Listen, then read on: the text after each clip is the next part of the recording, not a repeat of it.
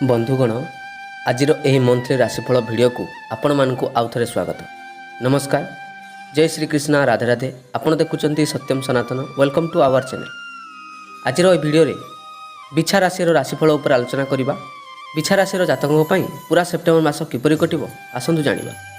ए मासरे आपणकर जीवन में कौन किछि बड़ बड़ परिवर्तन देखादेव आसंतु जानिबा।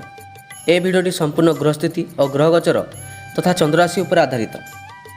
जदि आपणकर बिछा लग्न होता है ताहले मध्य आपण ए राशिफल को देखिपारे। आज ए भिडियो रे आपणकर health, career, love life, business, marriage life विषय जानिबा। तासह जानिबा जदि आपण जने विद्यार्थी अटंती किंबा गवर्नमेंट जॉब करूछंती, प्राइवेट जॉब करूछंती ताहले भाग्यर सहयोग आपन को मिलिबो कि नहीं, इन्वेस्टमेंट करिवे कि नहीं आदि समस्त विषय मध्य चर्चा करिबा। तासह भिडियो शेष रे जानिबा अशुभ ग्रह मानकर प्रभाव को कम करिबा पई किछि ग्रह स्थितिर उपाय।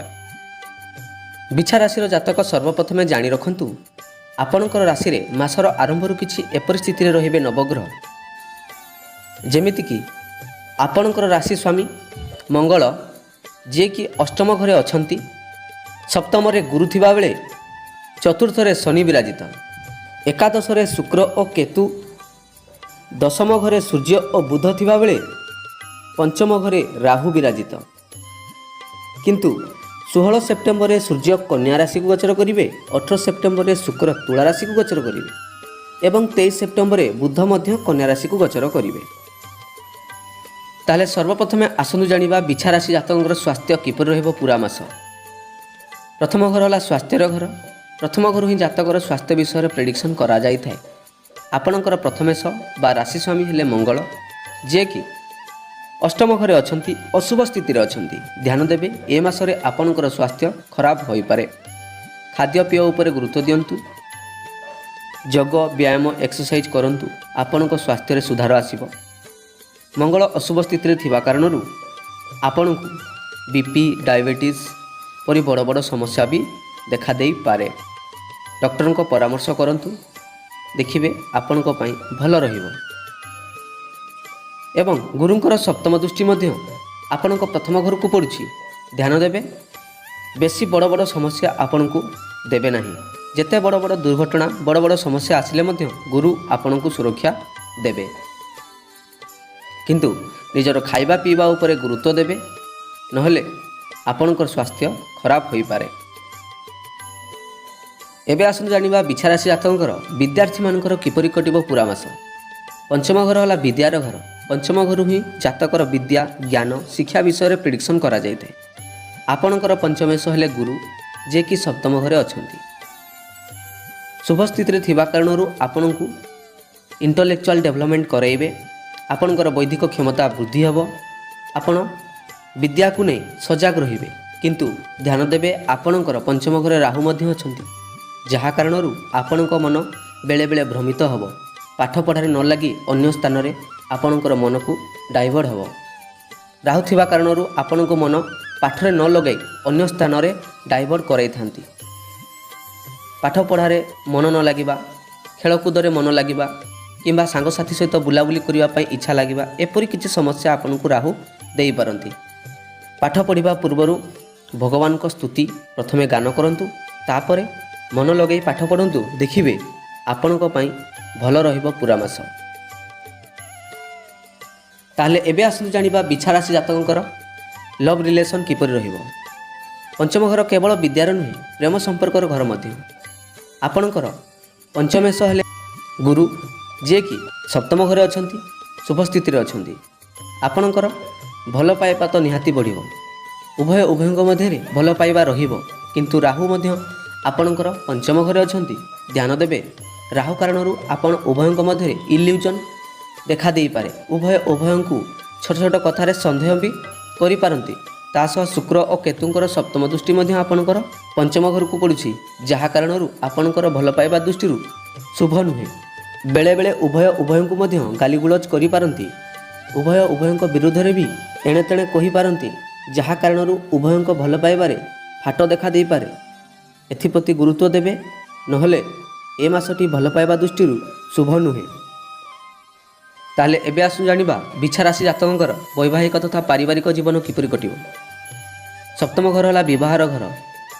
आपण सप्तमेश हेले गुरु जे कि निज स्थान में निज घरे अच्छा। ध्यान देवे ए मासरे आपणकर वैवाहिक जीवन सुखमय और आनंदमय होई रहिबो। जेते दिन पर्यंत गुरु ए घरे थिबे सेते दिन पर्यंत आपणक जीवन रे एमिति सुख शांति रहिबो। आपण उभयक मध्य भल पाइबा भी रहिबो। आपणक परिवार रे थिबा पूर्वरु बड़ बड़ समस्या सब दूर होई जिवो। स्वास्थ्यगत समस्या हो किंबा आर्थिक समस्या हो कि पारिवारिक कौनसी कलह सबकिछि दूर हो जिवो।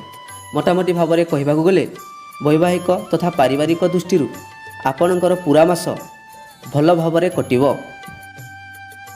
ताहले एबे आसनु जानिबा बिछा राशि जातकर व्यवसाय किपरि रहिबो पूरा मास। सप्तम घर केवल विवाहर घर नुहे, सप्तम घर जातकर व्यवसाय विषय में प्रेडिक्शन करा जाय थाए। आपणकर पंचमेश हेले गुरु जे कि सप्तम घरे ही अछंती। ध्यान देवे ए मासरे आपणकर व्यवसाय उन्नति हेबो। आपण जहाँ करिवे व्यवसाय शुभ भी हेबो और लाभ भी हेबो। जदि आपण शिक्षानुष्ठान भित्तिक व्यवसाय करुछंती ताहले आपणक पई एक बड़ सुजोग आनिदेबो ए मासरे। जो मानकर कौनसी बड़ बड़ स्टोर थाए, ट्रांसपोर्टिंग व्यवसाय थाए, तांको पई ए मासटी शुभ और लाभ मध्य हेबो। व्यवसाय दृष्टि पूरा मास भल रहिबो। व्यवसाय रे आपण सजाग रहिबे। बड़ बड़ इन्वेस्टमेंट करिबा पई आपण आगे आसिबे। व्यवसाय को उन्नति करिबा पई आपण नुआ नुआ आइडिया मध्य लगेबे एवं इन्वेस्टमेंट मध्य करिबे। ध्यान देवे ए मासटी आपणकर व्यवसाय दृष्टि सर्वोत्तम रहिबो। ताले एबे आसु जानिबा बिछा राशि जातकंकर कैरियर किपरि रहिबो। दशम घर होला कैरियर घर। आपणकर दशमेश हेले सूर्य जे कि बुधंक सहित आपणक कैरियर घर अछंती। ताहा सह बुधादित्य राजयोग मध्य सृष्टि करुछंती। ध्यान देवे बुधादित्य राजयोग सृष्टि हेबा कारणरू आपणकर समाज रे मान सम्मान वृद्धि हेबो। सरकारी स्तर रे आपनकु सहयोग मिलिबो। राजनीति क्षेत्र रे आपनकु उन्नति प्राप्त हेबो। जदि आपण सरकारी चाकरी करबा पई चाहुछंती ताहले परिश्रम करंतु, आपनकु सरकारी चाकरी मिलि पारे। ता सह शनिकर आपनकर दशम घर को सप्तम दृष्टि मध्य पड़ुछि। ध्यान देवे आपनकु ए मासरे परिश्रम मध्य हेबो। आउ आपनक परिश्रम आपनक सफलतार कारण मध्य हेबो। जो माने पूर्वरु चाकरी करि आछंती तांको पई ए मासटी शुभ फल देव। जदि आपण ट्रांसफर चाहूले ताहले ट्रांसफर मध्य आपनकु मिलि पारे। आपनक कर्मक्षेत्र रे आपनकु मान सम्मान सहयोग आपनकु प्राप्त हेबो। ध्यान देवे ए मासटी कैरियर दृष्टि आपनक पई सर्वोत्तमर मास हेबो एवं सर्वश्रेष्ठ मास हेबो। ताहले एबे आसु जानिबा बिछा राशि जातकर भाग्य किपरि रहिबो। आपनक भाग्य घर राशि स्वामी हेले चंद्र जे कि प्रति दिन थर राशि परिवर्तन करिथांती। ता सह राहुंकर पंचम दृष्टि मध्य आपनक भाग्य घर को पड़ुछि। ध्यान देवे ए मासरे आपणकर कार्य तो हेबो किंतु बेले बेले बाधा मध्य आसीबो। सूर्य बुध और गुरुंक स्थिति ठीक थिबारु, शनिक स्थिति ठीक थिबारु ए मासरे आपणकु भाग्यर सहयोग 70% मिलिबो। आउ 30% राहु और केतुंकर अशुभ कारणरू, मंगलंक अशुभ कारणरू आपणकु बाधा आसीबो। जदि आपण किछि बड़ इन्वेस्टमेंट करबा पई चाहुथिले ताहले ए मासटी आपणक पई भल रहिबो। जदि कोनोसी मांगलिक कार्य करबा पई चाहुछंती ताहले 23 सेप्टेम्बर पूर्वरु करंतु, देखिबे आपणक पई भल रहिबो। मोटामोटी भाव में कहबाकू गले भाग्य आपणक पई ठीक ठाक रहिबो। भाग्य कारणरू आपणकर सबु सुजोग आपणकु प्राप्त हेबो। आपणकर प्रत्येक सुविधा असुविधा रे भाग्य आपणकु सहयोग करिवे। आपणकर प्रत्येक असुविधा आर्थिक समस्या सबु किछि दूर होई जिवो। ताहले बिछा राशि जातक अशुभ ग्रह पाई उपाय कौन करिवे? प्रत्येक दिन सूर्य को जल अर्पण करंतु, ता सह घरे हनुमान चालीसा पाठ करंतु। देखिबे आपणकर भाग्य रे उन्नति हेबो एवं आपणकर मंगलमय हेबो। ए थिला बिछा राशि रो किछि प्रेडिक्शन, किंतु ध्यान देबे ए सब प्रेडिक्शन राशि अनुसार एवं ग्रहर स्थिति अनुसार दिया जाय थाए। ए सब भविष्यवाणी सबु जातकଙ୍କ जीवन रे सत हेबो ताहा नुहे। जदि आपणकर कुंडली रे ग्रह मानकर स्थिति मजबूत थाए, शुभ स्थिति रे थांती किंबा उच्च स्थिति रे थांती, ताहाले जेते अशुभ ग्रह चलन हेले मध्य बेसी किछि प्रभाव पड़िबो नाही। प्रिय सांग माने धन्यवाद। आज एतिकी। जय जगन्नाथ, जय मां समलेई।